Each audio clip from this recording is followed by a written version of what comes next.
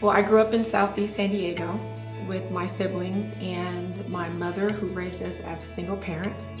I was inspired by Justice Thurgood Marshall when I was a fourth grader at Knox Elementary School. I learned about him, and his life impacted me so much that I based my decision on becoming a lawyer and attending law school because of his journey. And so I attended Howard Law because when I was 8 or 9, I heard that Justice Marshall was trained there, and at that moment I knew that I would become a lawyer and go to school where he went. I was very young, and I would see something that I knew was wrong, and I would just stand up for the people that I believed was being harmed or wronged.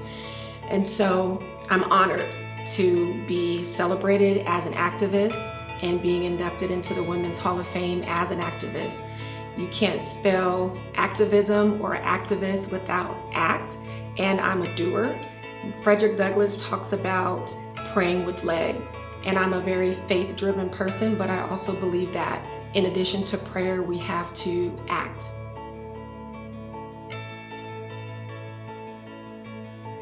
I always get emotional when I talk about my mother, even though I try not to. But I think about the sacrifices that she made for me and my siblings. I didn't know any Black attorneys. I didn't know any women attorneys. And so the very first woman attorney that I saw was Claire Huxtable, a fictional character. And my mother bought me suits so that I could look like Claire Huxtable. And she really just nourished my dream of being an attorney.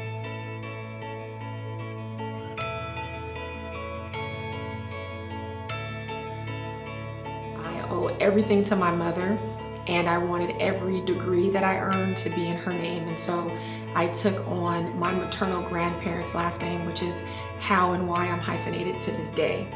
I also remember being in the courtroom and a judge looking to my male intern as if he was the attorney in the case, and me having to say, "I'm the attorney."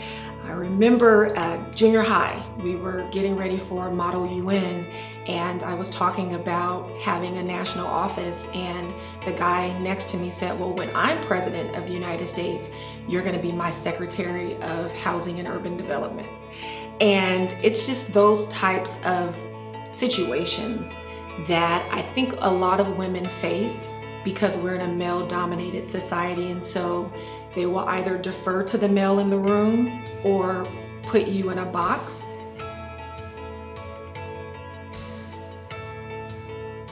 I actually started a nonprofit about a year ago with another Black woman attorney. Our organization's name is Community Advocates for Just and Moral Governance, or MoGo. And our work is centered around achieving racial and social justice. And so that's obviously a gargantuan feat.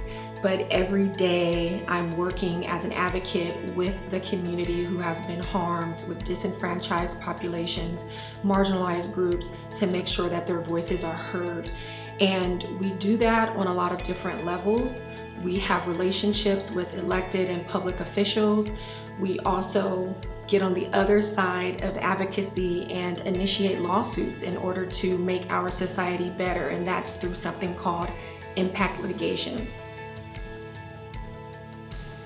I continue to write my story every day, and so what I would tell young women is to be a perpetual autobiographer, and don't let your mistakes define you.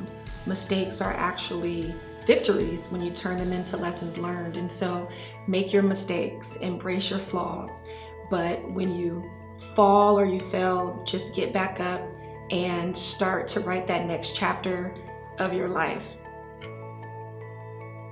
I want to be remembered for being on the right side of history. I want to be remembered for taking on fights and having stances even when they were not popular, but that they were right. I want to be remembered for being very conviction driven and led by integrity, and a person who is people-centered, a person who brings humanity to everything that she does. I believe that every moment that we have on this earth and every breath in our body is a testament that we're not done with our work.